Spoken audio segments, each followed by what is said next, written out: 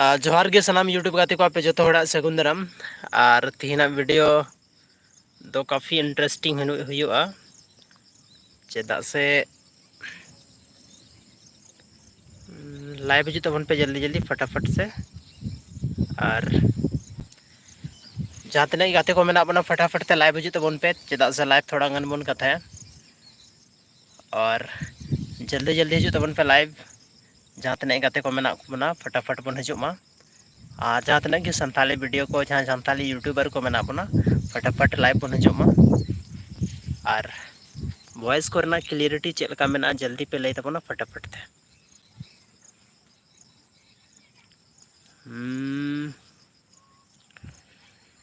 YouTube creator studio YouTube Santhali YouTuber तीन gun मेना बना और मिटे कथा कि संथाली रे आपे ज़्यादातर चे पे कुसिया ब्लॉग नेल पे कुसिया से संथाली ना promo video Santhali informations Santhali news या चे पे कुसिया कमेंट रे जरूर पे ले तबना चेदा से काफ़ी ज़्यादा कन्फ्यूजन कभी कभी हुई करना कि कंटेंट बनाओ रे कि चे कंटेंट बनाओ रे आपे ऑडियंस पे कुसिया चेदा से अरे भाई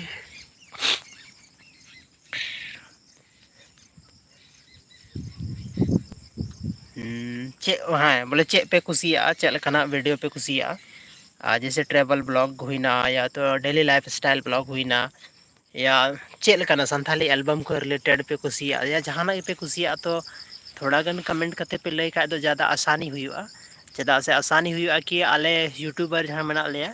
तो आले जल्दी जल्दी कंटेंट ले बनाव दाड़े ले बड़ा दाड़े कि आपे चे लेकाना कंटेंट पे कुसिया फिलहाल तो तो अयुब समय कना और नेल दाड़े पे पूरा दा समय कना दा लेका बुझे कना पर दा तो बांग हजू कना खैर चिकायाबन अब दो उनी चोटन चांदो बंगा ठे की आस मेना कि उनी टाइम रे हाँ दागा से और कुछ जहाना बन उम्मीद दाड़ावना खैर नित दो जल्दी जो तबन पे फटाफट ते लाइव और लाई तबन पे चेक लगा बना पे